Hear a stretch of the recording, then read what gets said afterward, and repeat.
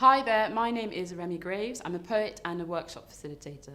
So that means my job is to interact with the world and write poems about it, and then also help other people like yourselves, adults and other young people, to write poems for themselves. So in today's workshop, we're going to be looking at Olive Morris, an amazing community activist from South London, and we're going to be exploring her legacy, the things she did for her community, and then we're going to write a poem about it.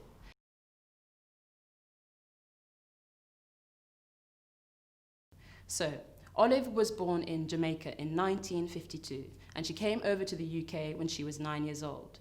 Her and her family were part of the Windrush generation, which were a group of people from the Caribbean, lots of different islands, who were invited over by the British government to come and help the British economy. So from the age of 9, Olive was living in South London. She went to lots of different primary schools in Brixton and in Lambeth. And despite not getting any qualifications after she left school, she did manage to graduate from Manchester University with a degree in political sciences. What's amazing about Olive is her focus on justice and all the different kind of activist things that she did for her community.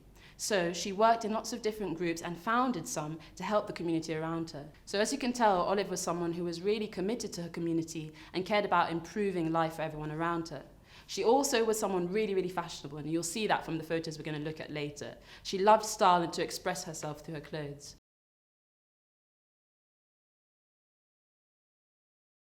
So what is an activist? An activist is a person who really cares about creating social change and puts their time and effort into changing the society around them. That might mean they do things like organising protests, getting other people in the community together to talk about what they can do. It might mean they organise fundraisers and really try and bring about social change. The things that they might want to change might be to do with how certain people are treated, for example, how women are treated, how black people are treated, and perhaps how other minorities are treated. Can you think about anyone you know who might be an activist?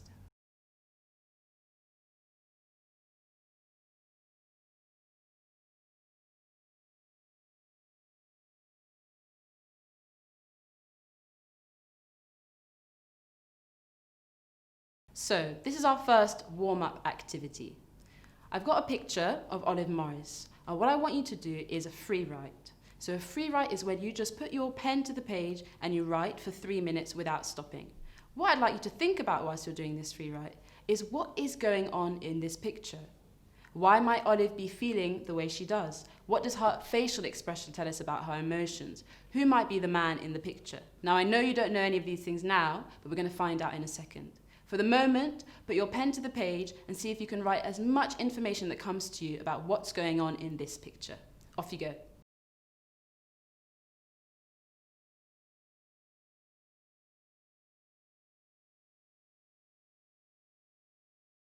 So now that you've done your free write, I'm going to tell you a little bit about what's going on in the picture. So as you can see, Olive is standing in front of a man and really kind of pointing her finger at him. Why is she doing this? The man in the photo is the landlord of the building that Olive was living in.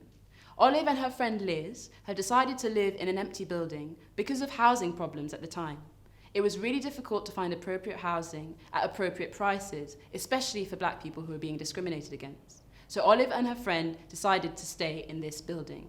The landlord in the picture is trying to make Olive leave, and as you can see from her posture and her facial expression, she is refusing to do so.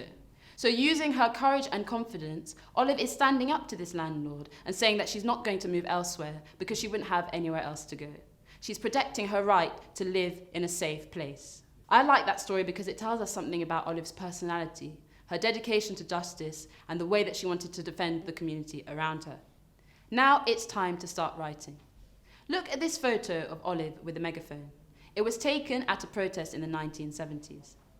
What do you think she might be saying? Have a conversation with the person next to you about what's going on in the picture. Can you come up with 3 sentences that she might be speaking through the megaphone? What's important to Olive? What is she fighting for?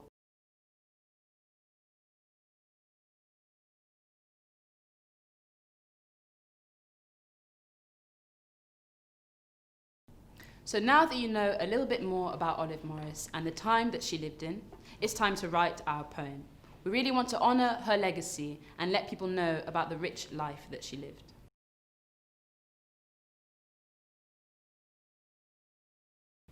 So the first thing I want you to do is to create a 6-part grid on a piece of paper.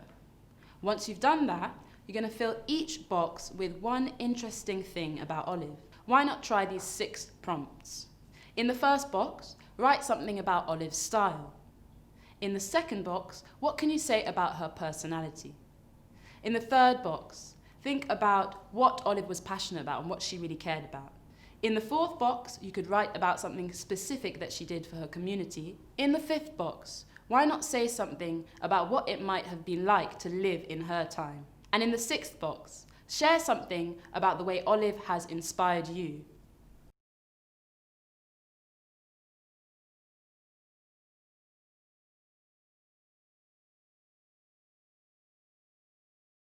Now that you've got your 6 points about Olive, we're going to try and expand and create some detailed lines that will really bring about the emotion when people read your poem.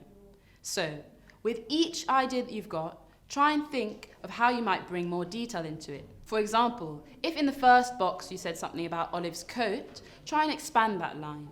You could say something like, "You wear your pride like your coat, loud and unapologetic." What I've done there is try to add in some emotion about how Olive feels and how I feel about her to create a poetic line.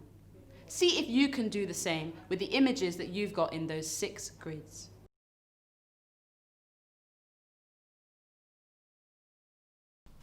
When you're trying to expand these images that you've got, try to challenge yourself with the language that you use. Can you tell us something about the senses? For example, if you said something about Olive's coat, how does it feel to the touch? If you're saying something about her laugh or her personality, how does it sound? How might it make you feel? When we expand on the senses in a poem, it helps the people listening really understand what you're talking about and feel some of the emotion that you've put into your writing.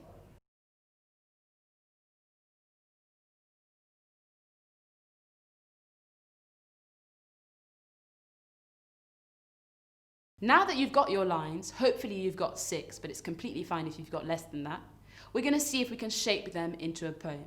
So I want you to think about, what do you want to be the opening line of your poem? How do you want to end it? Are there any lines that you need to expand or make shorter? If you're really stuck, here's an opening line that might help you create your poem. "Dear Olive, we'll never forget," or "Dear Olive, I'll always remember." Try and create something that creates a connection between you and Olive and her legacy. Off you go.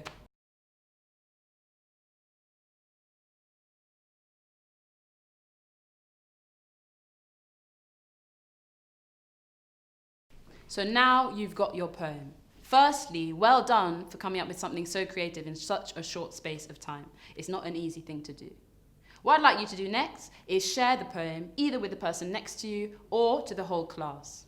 And listeners, when you're hearing the poem, make sure that you give some positive feedback. It's not easy to share what you've written, and it always helps your classmates if you encourage them and share what you liked about their work.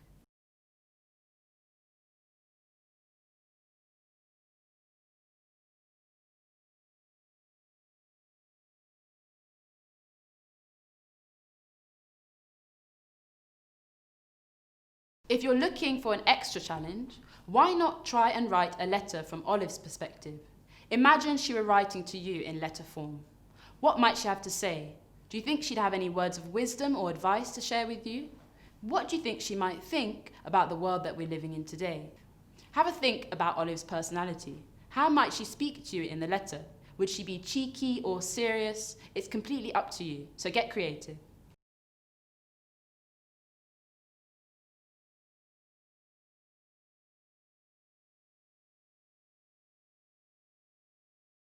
Get your teacher to send in the poems that you've created, and you might be in with a chance of featuring on the Eastside website.